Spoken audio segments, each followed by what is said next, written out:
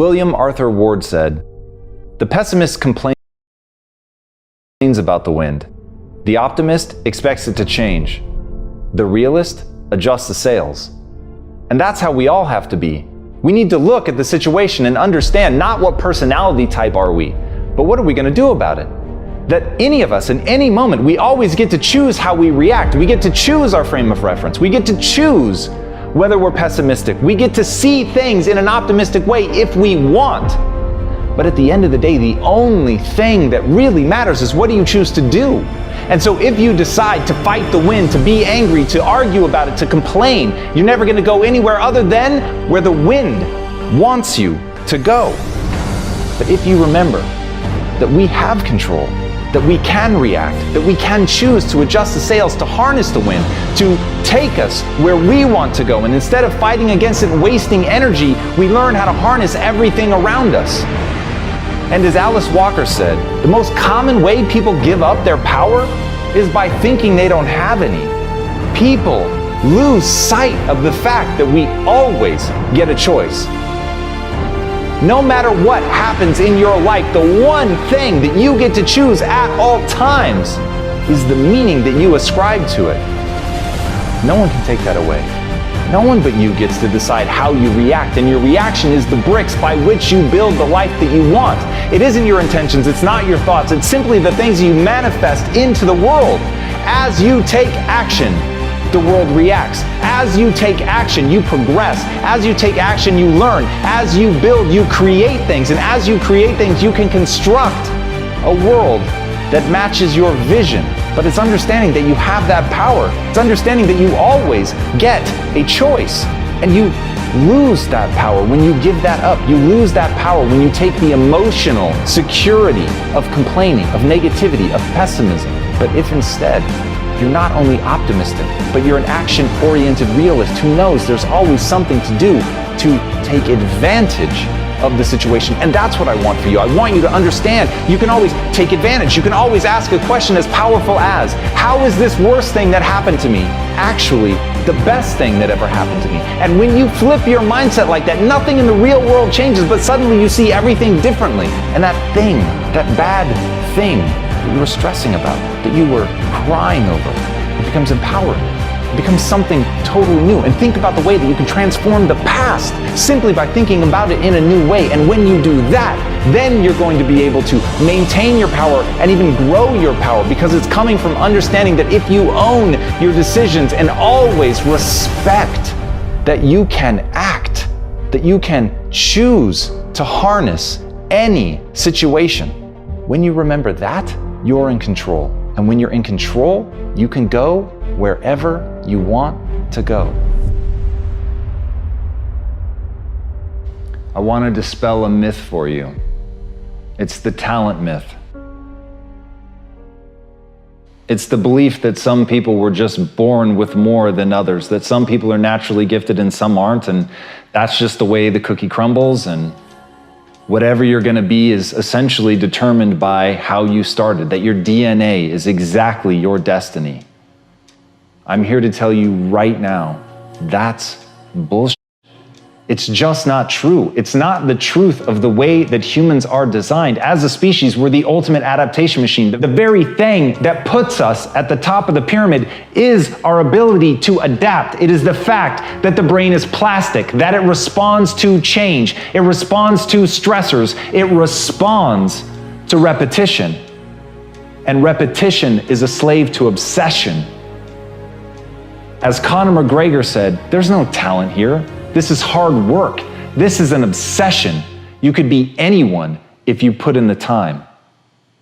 That's one of the greatest athletes of our time telling you that he's not the result of genetics. He's not the result of natural gifts. He hasn't been bestowed something by God. He has shown up day after day in the most mundane of conditions. On the cold days, on the hot days, he put in the work because he was obsessed with what he could become. And that repetition that you need to actually gain a skill follows that obsession. So in you right now, today, you want to start building that obsession. You want to look at it like an ember that can become a raging fire, but it needs your time and attention. It needs your time and attention. You've got to take that interest. You've got to take that spark of desire and you've got to fan the flames. You've got to turn it into that obsession. And from that obsession, if you put in the work, if you do the things day in and day out, the backbreaking work, pushing through the pain, fighting through feeling like an idiot, fighting through embarrassment, getting up, brushing yourself off, doing it again, practicing, putting yourself at somebody's feet and asking, what could I have done better? Not look at the things that you're doing well, but look at the things that you're doing wrong. Look at the things that you're doing poorly, staring at your inadequacies with no loss of pride. Because the only thing you value in yourself is your willingness to do that, your willingness to work your ass off. And as Sylvester Stallone said, I'm not the richest, smartest, or most talented person in the world, but I succeed because I keep going and going and going. And that's the secret. There's nothing more than that. The people that you see that win at the highest level, they were the ones that didn't give up. They're the survivors.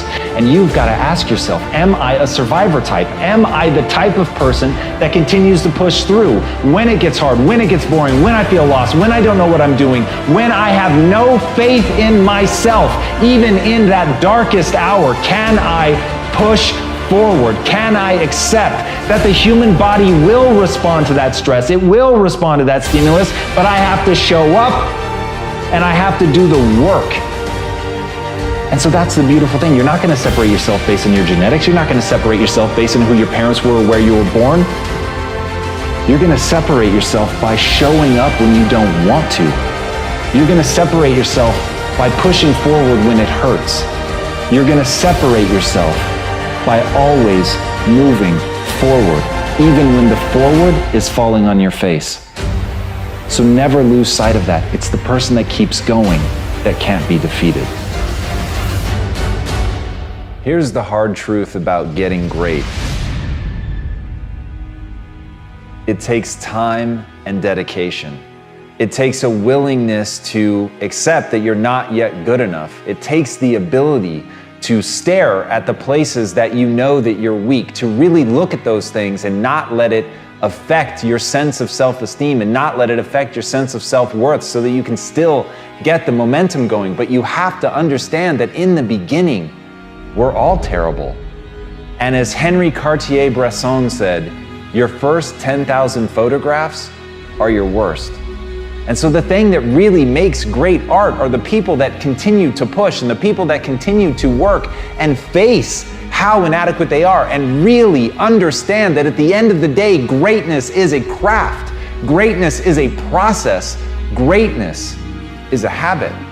Greatness is the little things that you do every day over time, going out every day unafraid of whether or not this is one of the 10,000 terrible things that you're going to do. It's being unafraid to make those mistakes. It's being unafraid that you're not yet great. And as Marianne Radmacher said, courage doesn't always roar. Sometimes courage is the quiet voice at the end of the day saying, I will try again tomorrow. And that's it. If you want to be great, that's what you have to do. You've got to get up again tomorrow. You've got to be willing to face another day. You've got to be willing to accept that you've got to get through the bad ideas before you can get to the good. You've got to understand that you have to start as an apprentice. You have to start as a person going and getting tea, and you have to accept that that's the job that you should be playing, that you should be working for somebody else. You should be looking up to somebody else and seeing what they can teach you, because what you know is that you're there to learn. What you know is that you're there to get through the 10,000 bad photographs that you need to get through to ultimately achieve greatness. And if you make the catastrophic error that so many make, to try to tell the world that you're extraordinary today, to try to get the world to follow you and look up to you and think that you're something today. Because the people that really win are the ones that invest today, the ones that listen today, the ones that spend every ounce of their energy amassing mastery, getting better every day, working their asses off to improve their skill set, to relentlessly look at the things that they're not doing well, to understand that they have to break themselves down and get rid of all of their ego before they can really find greatness. Those are the people that we remember. So if you want to be remembered, if you want to achieve real greatness, you just need to have the courage to show up every day and take another swing, take another photo, try another task, do something that scares you, and do those little things over and over and over until you win. As Confucius said, better a diamond with a flaw than a pebble without. So many people are obsessed with becoming perfect that they never take action and they never learn to enjoy this moment. That may be one of the greatest tragedies any of us can face. That right now, whatever we are, however good we are, whatever we've accomplished, that we fail to enjoy this moment because we have a judgment about who we are deep down, because we haven't acted in a way that's perfect. And I get it, we have this drive, it's innate in us, we want to be great. It's one of the 5 primary human drivers to pursue mastery, to want to master something and truly be extraordinary. I understand the drive, but don't let it corrode you. Don't ever do something that eats you alive from the inside. You've got to have a vision of yourself that allows you to morph and change and learn from your mistakes. But if you value perfection over learning, then you're never going to become the person that you'd be capable of becoming. And as Anna Quindlen said, the thing that is really hard and really amazing is giving up on being perfect and beginning the work of becoming yourself. Confucius talks about the diamond for a reason. All of us are something precious and amazing and truly will never be again, given your unique DNA, the way that you were raised in the time period that you were raised in. You will literally never find this exact mind again. And so if you've ever wanted to feel special, there it is, you are special. No one will ever have that exact combination again. But if you're striving for some notion of what you should be, some vision of what perfection is and what it means, then you're not going to have the space to really be you, to find out what it is about you that's special, that's rare, that isn't like other things, which means that you don't fit in, which means that you are not average, which means you actually have the chance to be extraordinary. If only you open yourself up to being different. When you're willing to be the outcast, suddenly you can think differently, suddenly you can be different and act differently, and suddenly you can be so different as to be truly useful. Because you're coming at something from a totally unique perspective, and that unique perspective to you may be ugly, it may be bent, it may be broken, it may be imperfect, but it's never going to happen again. It's never going to happen again. And when you understand that, live it to the fullest. Understand this is it, this is one shot, this is the one you. I literally have the chills right now, because if you understand there's only one you, and you might as well be you. You might as well see what does that look like when it's taken all the way to the extreme. It's going to be different than other people. It's going to be ugly at times. It is going to be broken and flawed in some way, but it's going to be you. It's going to be unique. It's going to be different. It's going to be rare. And so truly, better to be a diamond with a flaw than the perfect pebble.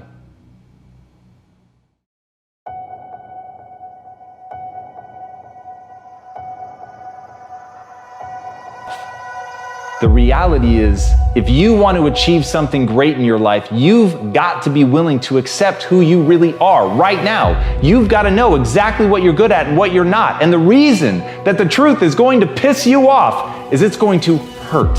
It's going to hurt to acknowledge that you're not yet who you want to be. It's going to hurt to know that you're not yet capable of the things that you want to be capable of. And it's really going to hurt to know that the things that people say behind your back, the things that they say to hurt you, that they're actually true, that they're right.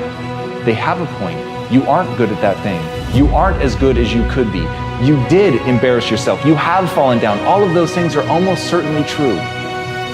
But when you can look at those things, when you can stare nakedly at your inadequacies, when you can really stop and not protect yourself with ego, but protect yourself by knowing that you're going to learn from where you failed. You're going to learn from the places you've fallen down. You're going to learn your inadequacies so that you can build something new, so that you can move from that place into a place of purpose, into a place of skill set where you can dominate the field because you've built those skills. But if you don't first acknowledge that you need to build them, you can never begin the process in earnest. And as Michio Kaku says, all great ideas come from a picture. You've got to know what you want. You've got to know what that thing is that you're building towards. You've got to know exactly who you're trying to become. And once you have that crystal clear vision of who you want to be, it is far easier to acknowledge who you really are. So you've got to start with that picture. You've got to accept the reality, pain and all. You've got to have that picture. You've got to know where you're going. You've got to know what the skills are that you need to build in order to get there. And once you do that, once you have that picture, and that picture is your obsession, it's the thing that you think about, you dream about, you put it up on your wall, you tattoo it in your mind, you know exactly who you're trying to become. If you do that, if you're honest with yourself about where you are, and you know exactly where you want to go, you can go anywhere. As Kendrick Lamar said, it was always me versus the world until I found it's me versus me. I think that's where most of us start. We think that there's something outside that we're struggling against. We think that literally the world is against us and we're raging against something, but we don't even know what that thing is that we're raging against. And as you fight and try to make your way, and as you try to accomplish something incredible, you find that you're not making any headway. And that moment that you finally begin to break through and build something extraordinary, in that moment, the realization is that it was always you trying to figure out how to become the best version of yourself. And once you grasp that, once you let the noise die away, once you stop worrying about what other people think, what other people want, what other people have accomplished, what other people have, once you let go of all of that and ask one simple question, how extraordinary can I become? What am I capable of? What are my limits? How far can I push myself in this time that I have on this earth? Exactly how much of my potential can I wring out of myself? And by that, I don't mean something mystical. By that, I mean, how much can I become capable of? How far can I push myself? What can I build? How can I change this world? But all by doing one simple thing, pushing myself to get better every day. And as Napoleon Hill said, strength and growth come only through continuous effort and struggle. So the irony is, when you let go of trying to please the world, when you let go of trying to change the world, when you stop trying to move mountains, you will realize that a far harder struggle awaits you. And that struggle is becoming something new. That struggle is becoming something different. That struggle is recentering yourself, finding out who you are, building yourself piece by piece until finally you realize what it takes to actually become a better version of yourself. You realize that it takes nothing less than your everything, your total commitment, every bit of focus that you have, a willingness to break yourself down so that you can build yourself back up. But if you're willing to put in that effort, if you're willing to transform, if you're willing to change and fight and struggle, you will be rewarded with growth. You'll be rewarded with improvement. You'll be rewarded with the ability to close your eyes, imagine a world, and then open your eyes and make that world come true.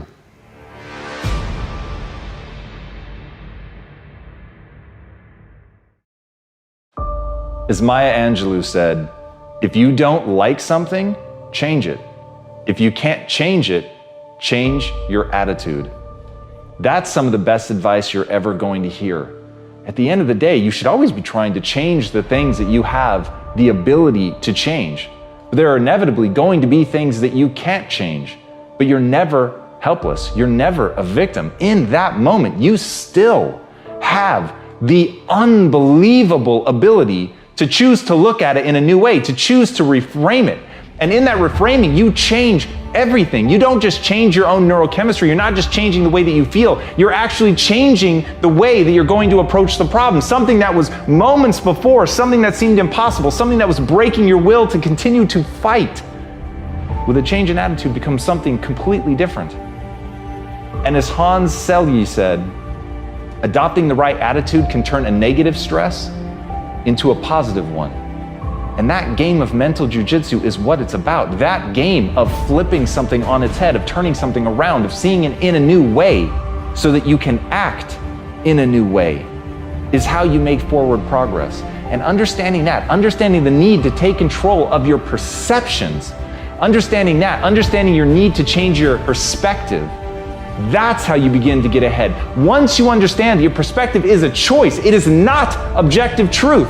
Burn that into your mind. It is not objective truth. The world that you see around you is simply the perspective through which you see it. All of life is a funhouse mirror.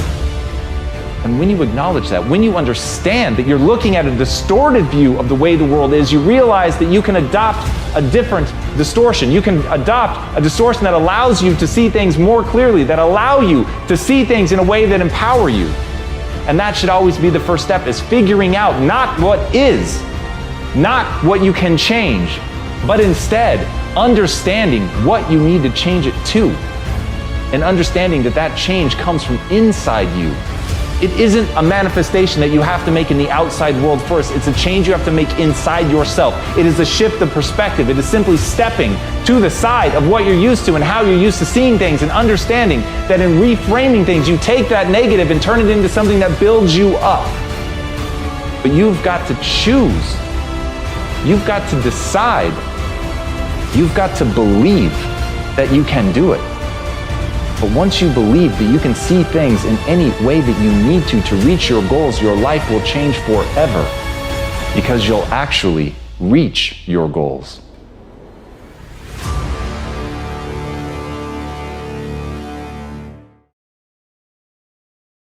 As Martin Luther said, even if I knew that tomorrow the world would go to pieces, I would still plant my apple tree. Some things you build whether you can control the outcome or not. Sometimes it's the process that is the thing that's meant to be enjoyed. It's the process that you're meant to invest in.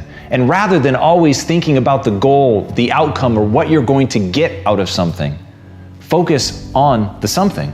Focus on the part of it that you can control, because you can't always control the outcome. You can't know what's going to happen tomorrow. Tomorrow's not guaranteed to any of us, and yet we all act. And yet we create momentum in our lives when we're at our best. But we do that not because we can control every aspect. We do that because we accept that there are things that we cannot control. And as Steve Maraboli said, incredible change happens in your life when you decide to take control of what you do have power over, instead of craving control over what you don't. And that's where a lot of people get lost. They focus not on what they have in their hands, they focus instead on the things that they can't control. It irritates them, it frustrates them, it's like a splinter in their mind. They can't stop thinking about the things that they don't have control over. And they're blinded to the incredible wealth that is around them, of things that they could enjoy right here, right now. That's why gratitude is such an empowering practice, to sit there and not think of the glorious things may await you in your future, but rather to think about the things that you have here in this moment. Oxygen in your lungs, a simple breeze on your face, a window in your house, someone that you love, someone that loves you. Nothing that costs money, nothing that was the pot of gold at the end of a glorious rainbow. It's not even about becoming something extraordinary and waiting for the results of that. It's simply understanding that the one thing you can control are your actions today, the choices that you make, what you get to do, how you think about yourself, the beliefs you choose to bring into your life. Those things you control. And when you understand the power in acknowledging that control and taking control and using it, that's when your life is going to begin to change. But first, you have to divorce yourself from being obsessively interested only in an outcome. If instead you build your self-esteem, you build your pride on pursuit. You build your pride on allowing yourself to care about something so deeply that even though tomorrow is not guaranteed, that you're going to plant your apple tree today, that you're going to love that process, because it is the thing that you can control. You can control how you show up. You can control how you play. You cannot control how other people react. You cannot control what they think about you. But you can control what you think about yourself. You can earn credibility with yourself. You can control what you do. And when you take full ownership of that and realize that your life is an exact reflection of your choices, of the things that you could control and what you did with them, then everything begins to change. You're not looking to blame somebody else. You're not even worried about anybody else. You're just asking one simple question. What can I do right now, regardless of tomorrow, to improve my life today? Focus there, and you'll enjoy every day of your life.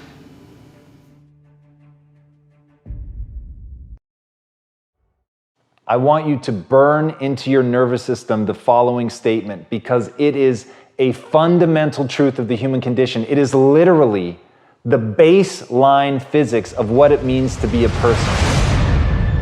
As Earl Nightingale said, we become what we think about. And that's an idea that I want you to hold firmly in your mind. That's something that I really want you to internalize. I really want you to stop right now. Whatever you're doing, I want you to stop, lean into this video and listen to what I'm saying. You will become what you think about. Really think about that for a second, as if it wasn't just a phrase, as if it's more than just words, as if it were a truth about how the brain works, because it is. You're going to become the thing that you think about. And I know that you're dwelling on a lot of negative. I know that you're carrying a lot of baggage with you. And I know that as you think about how things might go wrong, that you believe